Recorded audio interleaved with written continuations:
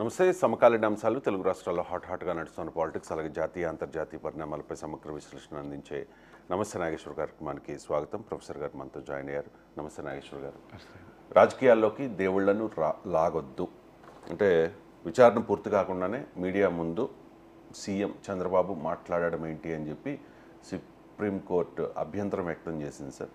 So laddu వ్యవహారంలో supreme court వ్యాఖ్యలు తెలుగుదేశం పార్టీకి ఇబ్బందికరంగా మారాయా? అంటే ఈ రాజకీయంగా ఇప్పుడు దీని తీర్పు కాదు కనుక ఇప్పటికిప్పుడు మనం ఇబ్బంది అనలేం, కానీ డిఫెన్స్లో అయితే పడేస్తాయి. ఎందుకు అంటే ఇప్పటిదాకా ఈ లడ్డు వ్యవహారంలో ముఖ్యమంత్రి ఇలా వ్యాఖ్యలు చేయడం తప్పని స్పష్టంగా సుప్రీంకోర్టు వ్యాఖ్యానించింది. ఒక రాజ్యాంగబద్ధమైన పదవిలో ఉన్న వ్యక్తి ఏ రకంగా విచారణకు జరగకముందే కోట్లాది ప్రజల మనోభావాలకు సంబంధించిన అంశం పైన బహిరంగంగా ఎలా మాట్లాడతాడు. అందువల్ల సుప్రీంకోర్టు చాలా క్లియర్గా ముఖ్యమంత్రి చంద్రబాబు నాయుడు యాక్ట్నే క్వశ్చన్ చేసింది.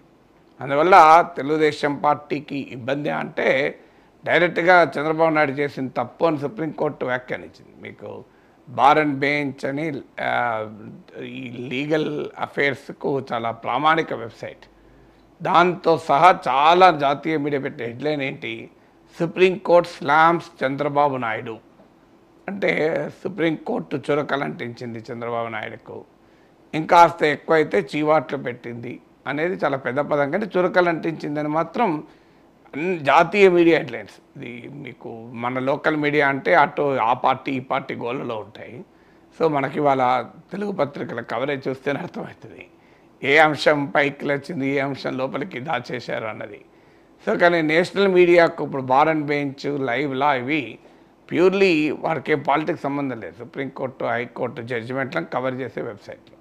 So supreme court slams Chandrababu Naidu అన్నారు. అంటే సుప్రీంకోర్టు ఫస్ట్ అంశము ముఖ్యమంత్రి వ్యవహార సరళిని సీరియస్గా తప్పుపట్టింది. అంటే ఎందుకు తప్పుపట్టింది అంటే కోట్లాది ప్రజల మనోభావాలకు సంబంధించిన అంశంలో మీరు విచారణ కూడా పూర్తి కాకముందు కంక్లూజివ్గా అంటే ఖచ్చితంగా ఇది కల్తీ అయింది అని తేలకముందు బహిరంగంగా ఎలా ప్రకటనలు చేస్తారు, ఇది ముఖ్యమంత్రి వ్యవహార సరళిని సూటిగా సుప్రీంకోర్టు అడిగింది. రెండవది ఏమడిగిందంటే ల్యాబ్ టెస్ట్లలో మీకు అనేక డిస్క్లైమర్లు ఉన్నాయి, అంటే ఫాల్స్ పాజిటివ్ రావటానికి ఉన్న అవకాశాలు కూడా చెప్పారు. మరి మాకైతే ఈ రిపోర్ట్ చూస్తే కంక్లూజివ్గా అంటే కల్తీ ఖచ్చితంగా జరిగిందని అని ప్రైమా ఫేసి ప్రాథమికంగా నిర్ధారణకు రాలేకపోతున్నాం. అనుమానాలు వ్యక్తం చేసింది, మీరు విచారణ ఆదేశించారు. కానీ కంక్లూజివ్గా లేకముందే మీరు కల్తీ అయిపోయిందని ఎలా చెప్తారు? మీ ముఖ్యమంత్రి దగ్గర ఏమైనా మెటీరియల్ ఉందా అని క్లియర్గా ముఖ్యమంత్రిని తరఫు లాయర్, రాష్ట్ర ప్రభుత్వ తరఫు లాయర్ని సుప్రీంకోర్టు అడిగింది. Does your CM have any material to conclusively establish that it was adulterated with Animal fat అని సుప్రీంకోర్టు ముఖ్యమంత్రి వ్యవహార సరళిని పైన అడిగిన రెండో ప్రశ్న. మూడో ప్రశ్న ఏంటంటే 25వ తారీఖు ఎఫ్ఐఆర్ పెట్టారు, మీ ముఖ్యమంత్రి 18వ తారీఖే మాట్లాడాడు. అంటే 25వ తారీఖు మీరు ఎఫ్ఐఆర్ దాఖలు చేస్తే ఎఫ్ఐఆర్ దాఖలు చేసిన దానికన్నా 1 వీక్ ముందు ముఖ్యమంత్రి ఎలా మాట్లాడతాడు? నేను కూడా చాలాసార్లు ఈ మాట చెప్తూ వచ్చాను, అసలు ఇంతవరకు ఎఫ్ఐఆర్ దాఖలు చేయలేదు, వీళ్ళు ఆల్రెడీ చెప్పేస్తున్నారని. సో ఇది మూడో ప్రశ్న అడిగారు. ఎఫ్ఐఆర్ ఏమో సెప్టెంబర్ 25న దాఖలు చేస్తే సెప్టెంబర్ 18న ముఖ్యమంత్రి ఎలా మాట్లాడతారని ముఖ్యమంత్రిని ఉద్దేశించి అడిగిన మూడో ప్రశ్న. నాలుగో ప్రశ్న ఏంటంటే అసలు ఒక విచారణ మీరే ఆదేశించారు, you have order for the investigation and now you are already speaking. మరి ముఖ్యమంత్రి ఉప ముఖ్యమంత్రి ఒక నిర్ధారణ చెప్తుంటే సిట్ ఏం చేస్తుంది? సిట్ ఎవరు? సిట్ రాష్ట్ర ప్రభుత్వం నియమించినటువంటి రాష్ట్ర ప్రభుత్వ పోలీసు అధికారులతో కూడుకున్నటువంటి విచారణ.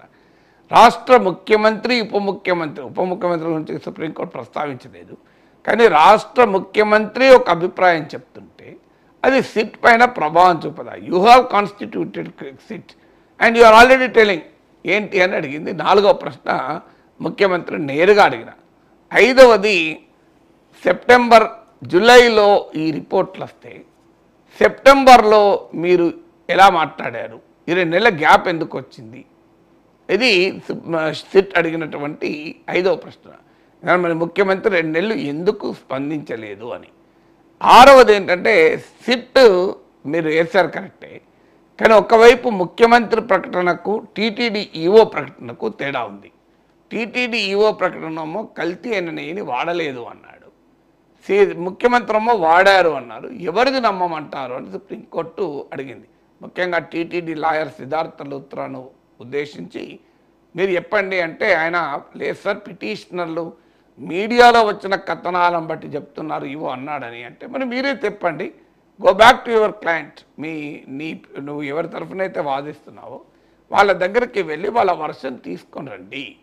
ఏంటి అసలు ముఖ్యమంత్రి ఒకటి మాట్లాడుతున్నాడు, ఈవో ఒకటి మాట్లాడుతున్నాడు, మరి అందులో ఏది కరెక్టు అని. ఇక 7వది ముఖ్యమంత్రి ఇది ఎనిమల్ ఫ్యాట్తో ఆల్రెడీ జంతు కొవ్వుతో కల్తీ అయింది అని చెప్పాడు. కానీ మాకెక్కడ ఆ నెయ్యి వాడినట్టయితే ఇక్కడ మాకు డాక్యుమెంట్ ఇస్తే అర్థమవుతలేదు. We are of the prima facie opinion that the evidence doesn't show that this ghee was used. ఈ అడల్టరేటెడ్ గీ వాడినట్టు ఎవిడెన్స్ కనబడతలేదు. మరి వాడారా లేదా తేల్చండి, తేల్చకముందే వాడారని చెప్పి ఆల్రెడీ ఎలా చెప్తారు? ఇలా సూటిగా ఈ ప్రశ్నలన్నీ కూడా మీకు ముఖ్యమంత్రి ఉద్దేశించి అడిగినాయి. సో నేరుగా తర్వాత 7వది అసలు రాజకీయాల్లోకి దేవుణ్ణి లాగకండి అని.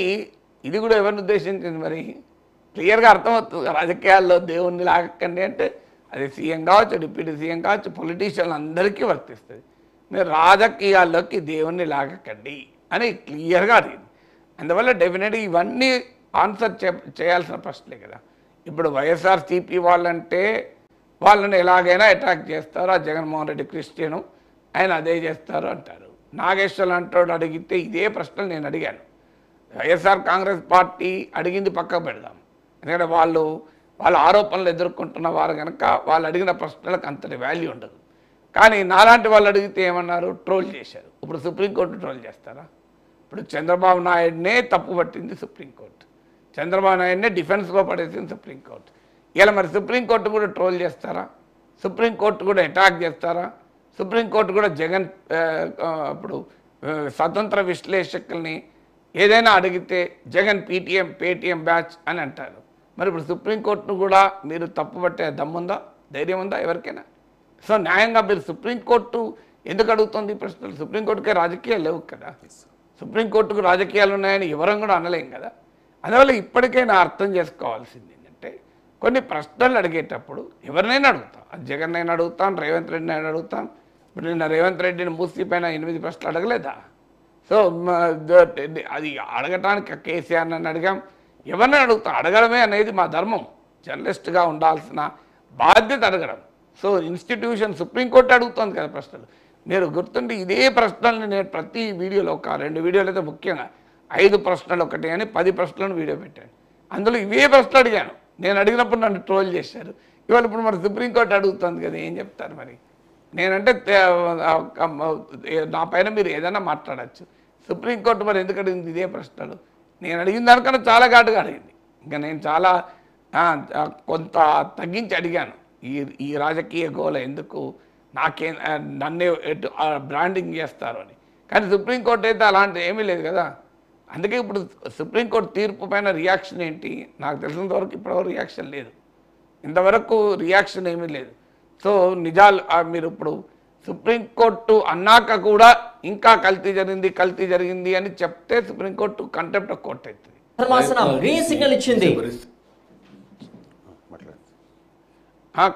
కంటెంప్ట్ ఆఫ్ కోర్టు అవుతుంది అది. సో అందువల్ల చూద్దాం, సుప్రీంకోర్టు ఇంకా విచారణ, అప్పుడు మళ్ళీ రేపు కూడా విచారణ ఉంది. సో ఇంకా తీర్పు రావాల్సింది.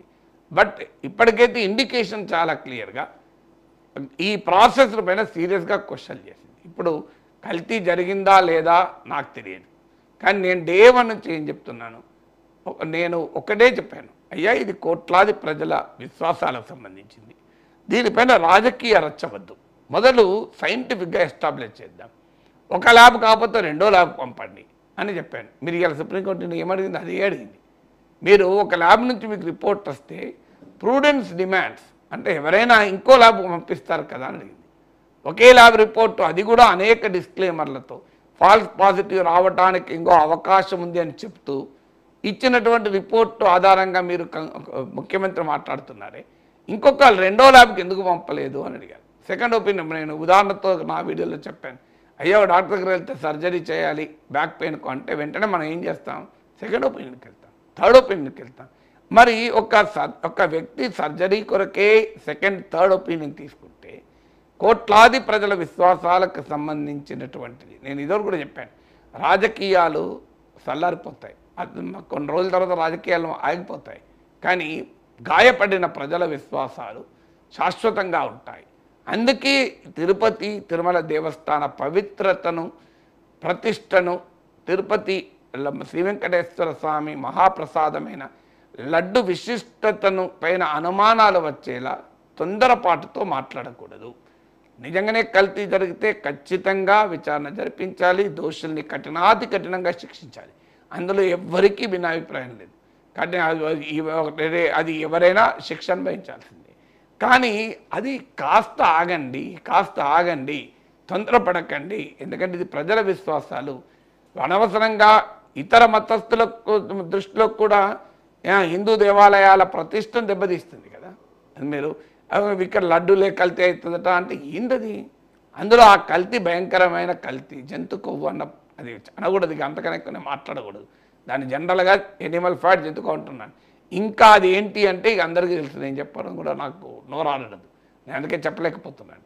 కానీ ఇలా ఎందుకు చేస్తున్నారు అన్నదే పాయింట్. నేను ఇద్దరు కూడా చెప్పాను, రాజకీయాలకు అనేక అంశాలు ఉంటాయి, కానీ దేవుని రాజకీయాలకు లాగకండి అని సుప్రీంకోర్టు చెప్పింది. అది దేవుడు, దైవ ప్రసాదము ఇలాంటివి కొన్ని వదిలేయండి. రాజకీయాలకు ఇతర అంశాలు చాలా ఉన్నాయి కదా. ఇంత మంచి తీర్పు వచ్చింది, బ్రహ్మాండమైన తీర్పు వచ్చింది. ప్రజలు జగన్మోహన్ రెడ్డి ప్రభుత్వాన్ని చీదరించుకున్నారు, సో తిరస్కరించారు. మామూలు తిరస్కారం కాదు కదా, 11 సీట్లకు పరిమితం చేశారు. జగన్మోహన్ రెడ్డి ప్రభుత్వ పాలన జనరంజకంగా ఉంటే ఎందుకు తీర్పు వస్తుంది? ప్రజలందరూ సంతోషంగా ఉంటే ఎందుకు తీర్పు వస్తారు? అది కదా. మీకు అంతటి అద్భుతమైన తీర్పు వచ్చిన తర్వాత విజయం సాధించాక పాలన పైన దృష్టి పెట్టడం ఉపయోగం తప్ప ఇలాంటి వివాదాలు, అది కూడా విచారణ పూర్తి కాకముందు, ఎఫ్ఐఆర్ దాఖలు చేయకముందు, కల్తీ జరిగిందో లేదో గ్యారంటీగా ఎస్టాబ్లిష్ కాకముందు, కల్తీ జరిగిన నెయ్యి వాడారా లేదా తేలకముందు, స్పెషల్ ఇన్వెస్టిగేషన్ టీంలే వేయకముందు సాక్షాత్తు ముఖ్యమంత్రి ఉప ముఖ్యమంత్రి మాట్లాడితే అది దైవం కొరకు అనుకుంటారా, రాజకీయం కొరకు అనుకుంటారా? సో అందుకే సుప్రీంకోర్టు అడిగింది, అయ్యా దేవుణ్ణి రాజకీయాలకు దూరంగా పెట్టండి అని. సో అందువల్ల ఇవాళ ఏ పార్టీ డిఫెన్స్లో పడుతుంది, ఏ పార్టీ అఫెన్స్లోకి వస్తుంది అన్నది నాకు అనవసరం. అది ఏ పార్టీకి లాభము, ఏ పార్టీకి నష్టము, ఏ పార్టీ అయితేంది అన్నీ ఒకే తాను ముక్కలే నా దృష్టిలో. సమస్య అది కాదు. సమస్య ఏంటి? మీరు దేవుని ప్రసాదము తిరుపతి లడ్డు, దాని గొప్పతనం ఏంటి? కోట్లాది మంది ప్రజలకు ఆ లడ్డూతో ఉన్నటువంటి విశ్వాసం ఏంటి? వీటిని పరిగణలోకి తీసుకోకుండా ఏదో సాధారణంగా రెస్టారెంట్ల కల్తీ అయినట్లు, తిరుమల కల్తీ అయినట్లు ఒక జనరల్గా మాట్లాడుకుంటూ పోతే అది ఏ రకంగా దాన్ని ఎక్కడికెక్కడికో తీసుకెళ్ళి అసలు సనాతన ధర్మానికే ప్రమాదం ఏర్పడింది అని, ఇక లడ్డే కల్తీ అయిందో లేదో తెలియదు, సనాతన ధర్మానికి ప్రమాదం ఏర్పడింది అని పవన్ కళ్యాణ్ స్టేట్మెంట్లు ఇచ్చి ధర్మ పరిరక్షణ బోర్డులు ఏర్పాటు చేయాలని ఆల్రెడీ తిరుపతిలో మహాశాంతి యాగం కూడా చేశారు. ఇప్పుడు మరి సుప్రీంకోర్టు కల్తీ జరగలేదు అని చెప్తే ఏంటన్నట్టు? దానికి మళ్ళీ తిరుపతిలో ఆల్రెడీ చేసేసారు కదా, ప్రాయచిత్త దీక్షలు చేశారు. ఇంత అవసరమా అని నా అభిప్రాయం. కాస్త ఆగనుంటాయి, కాస్త ఇంకో ల్యాబ్కు 2 ల్యాబ్లకు పంపనుంటాయి. ఒక సిట్ వేసారు కదా, ఎలాగో దానిపైన విచారణ రానియనుంటాయి. నిజంగా కల్తీ జరిగిందా, జరిగితే ఆ నెయ్యి వాడారా లేదా, ఆ కల్తీ ఎందుకు జరిగింది, ఎవరు దానికి కారణం, వాళ్ళ సంగతి తేల్చాల్సి ఉండే కదా. సో అవి ఏవీ తేల్చకుండా తొందరపడి వ్యాఖ్యానాలు చేసి ఇలా సుప్రీంకోర్టు ఈ స్థాయిలో కామెంట్ చేశాక మళ్ళీ ఇక మౌనం పాటిస్తే రాజకీయాల్లో ఏమనుకోవాలి? Right sir. నెయ్యి కల్తీ జరిగిందా లేదా అని తెలియకుండానే చాలామంది స్టేట్మెంట్స్ ఇచ్చేశారు. అంటే పాపం జరిగిందా లేదా తెలియకుండానే ప్రాయశ్చిత్త దీక్ష. పవన్ కళ్యాణ్ ఆల్రెడీ తిరుమల ఇవాళ చేరుకోబోతూ ఉన్నారు సార్. రేపు 11